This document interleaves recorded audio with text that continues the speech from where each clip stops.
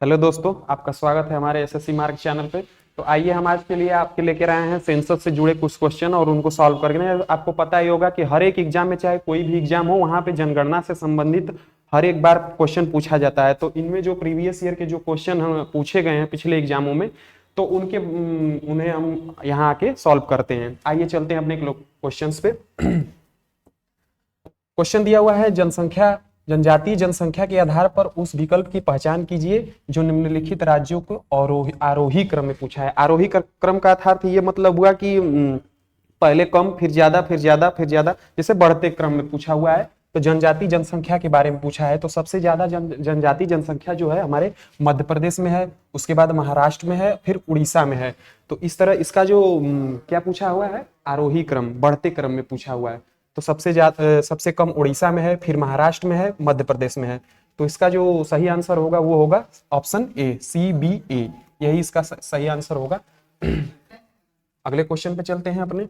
अगला क्वेश्चन दिया हुआ है, भारत की 2001 और 11 की जनगणना के दौरान राज्यों के निम्नलिखित में से किस समूह में बहुत अधिक जनसंख्या वृद्धि दर्ज की गई है। अर्थात ये राज्यों का क्रम दिया हुआ है, समूह दिया हुआ है राज्यों का, और इन्हें पूछा हुआ है कि कौन सा राज्य, किन राज्यों में सबसे ज्यादा जनसंख्या वृद्धि दर्ज की गई है, दशकीय वृद्धि पूछा हुआ है। बिहार, राजस्थान और सिक्किम पूछा हुआ है, पश्चिम बंगाल, मेघालय और बिहार दिया हुआ है, बिहार, हरियाणा और मेघालय। तो इसका जो सही आंसर होगा वो होगा मेघालय। मेघालय में लगभग 10 की वृद्धि देखी जाए तो 27% लगभग इसमें वृद्धि हुई थी। अरुणाचल प्रदेश में लगभग 26% हुई थी, और बिहार में भी लगभग 22% की लगभग वृद्धि हुई थी। तो इन तीन राज्यों का जो समूह है, इनमें 2001 से 11 की जनगणना में के अनुसार सबसे ज्यादा वृद्धि दर्ज की गई थी। अगले क्वेश्चन पे चलते हैं।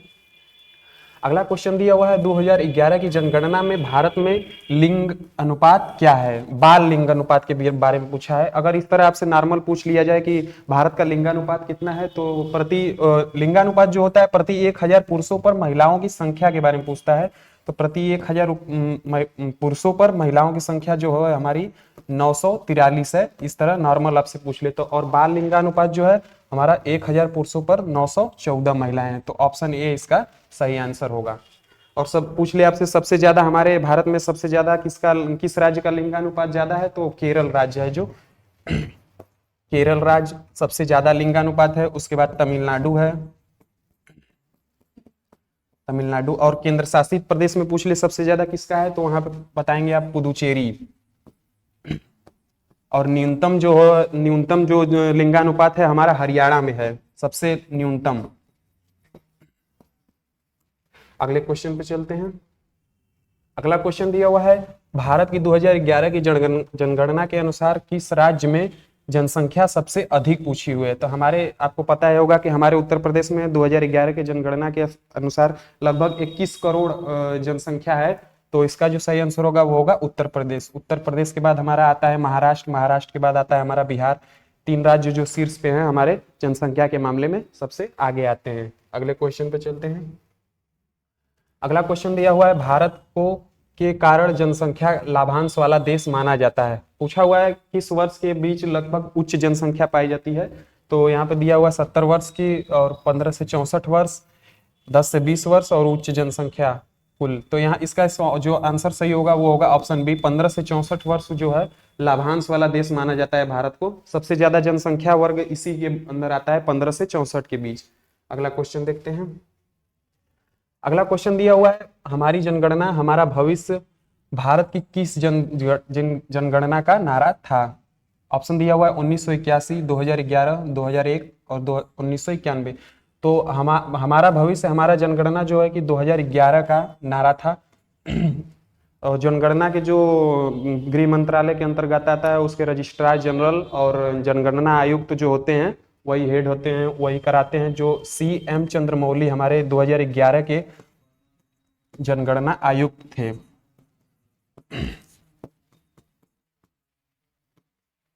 ये हमारे 2011 के जनगणना आयुक्त थे, इन्होंने 2011 की जनगणना कराई थी। अगला क्वेश्चन देखते हैं।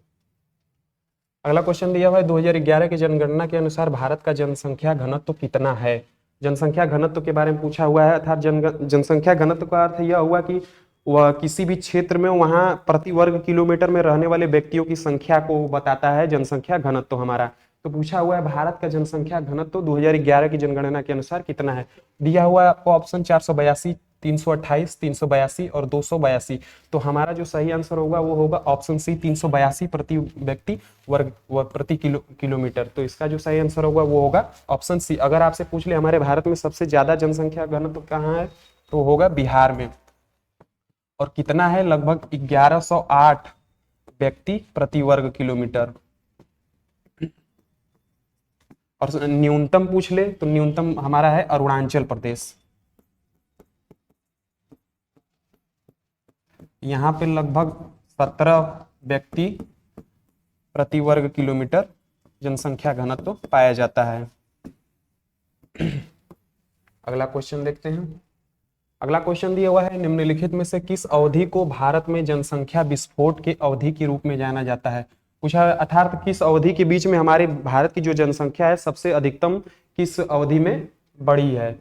तो यहाँ पे आपको ऑप्शन दिया हुआ 1981 से 2021 तक, 1931 से 1961 तक, और सी दिया हुआ है 1921 से 1951 तक, और डी दिया हुआ है 1951 से 1981 तक। तो हमारा जो जनसंख्या विस्फोट की अवधि है सबसे अधिकतम मानी जाती है वो है हमारा ऑप्शन डी, जो कि 1951 से 81 तक देखी गई। हर दशक में लगभग 24%, 25% और 26% की लगभग वृद्धि देखी गई है। इसलिए ये जो पीरियड है यहाँ पे सबसे ज्यादा जनसंख्या विस्फोट की अवधि के रूप में माना जाता है। अगला क्वेश्चन देखते हैं।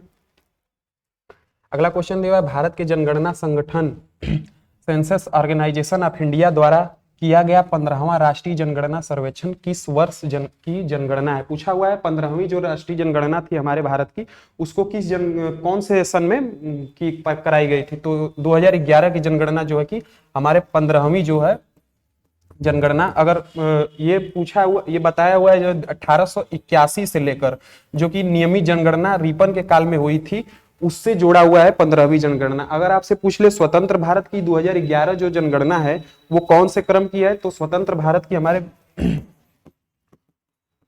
स्वतंत्र भारत की जनगणना जो है वो 7वीं होगी, क्योंकि सबसे पहले आजाद भारत के 1947 में आजाद हुआ, और उसके बाद जो हमारी जनगणना सर्वप्रथम हुई थी आजाद भारत की 1951 में हुई थी, फिर उसके बाद 61 में, फिर 71 में, फिर 81 में, फिर 91 में, फिर 2001, फिर उसके बाद 2011। तो 1 2 3 4 5 6 7, तो 7वीं आप बताएंगे। ठीक है, अगले क्वेश्चन पे चलते हैं।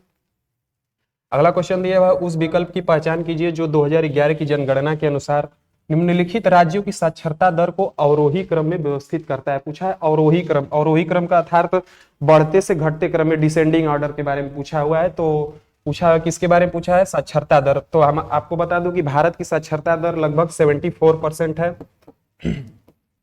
और जिसमें लगभग हमारे पुरुषों की साक्षरता दर 82% है, और जो महिलाओं की है लगभग 62% है। और सबसे ज्यादा लिटरेसी रेट हमारा केरल का है। केरल के बाद आता है हमारा हिमाचल प्रदेश, अगर इनमें देखें तो उसके बाद आता है हरियाणा। तो ए बी सी जो है ऑप्शन डी, यही इसका सही आंसर होगा। अपने अगले क्वेश्चन पे चलते हैं। अगला क्वेश्चन दिया हुआ है, वर्ष 2011 की जनगणना के अनुसार भारत में औसत पुरुष साक्षरता दर थी। तो मैंने आपको अभी पिछले ही क्वेश्चन बताया कि पुरुषों की साक्षरता दर कितनी थी, लगभग 82.14% थी, और महिलाओं की मैंने बताया लगभग 60%, ये इतना थी हमारे महिलाओं की। सबसे